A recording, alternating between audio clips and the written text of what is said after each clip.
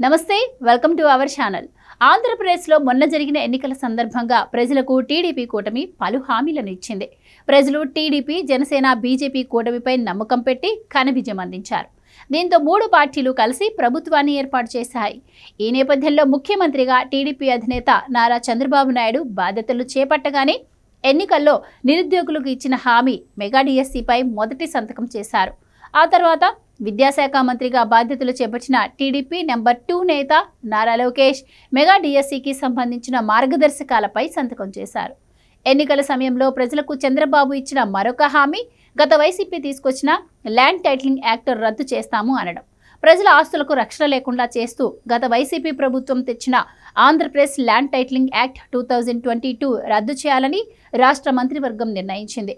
గత ప్రభుత్వ హయాంలో అమలైన పంటల బీమా పథకం స్థానంలో రైతులకు మరింత ప్రయోజనం చేకూర్చేలా మెరుగైన పథకాన్ని అమలు చేయాలని తీర్మానించింది।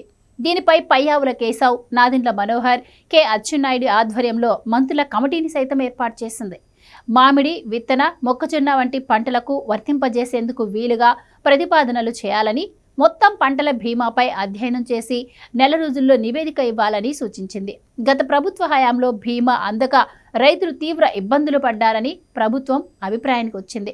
మంత్రివర్గ నిర్ణయాల్లో భాగంగా ఇసుక గనుల పాలసీ 2019, మెరుగైన ఇసుక విధానం 2021లను రద్దు చేస్తూ తీర్మానించారు। ఉచితంగా ఇసుక అందజేసేందుకు ఉద్దేశించిన జీవో 43కి ఆమోదం తెలిపింది।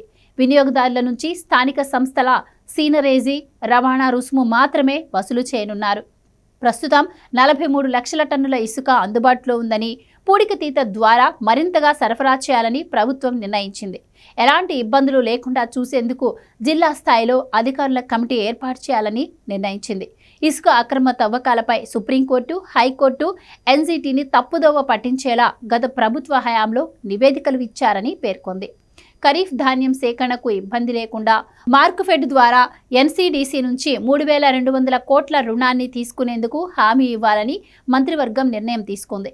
రాష్ట్రంలో అధిక సంఖ్యలో ఉన్న కౌలు రైతులకు రుణ అర్హత కార్డులు ఇప్పించేందుకు వీలుగా మెరుగైన సూచనలు చేయాలని మంత్రివర్గ సభ్యులకు ముఖ్యమంత్రి చంద్రబాబు సూచించారు।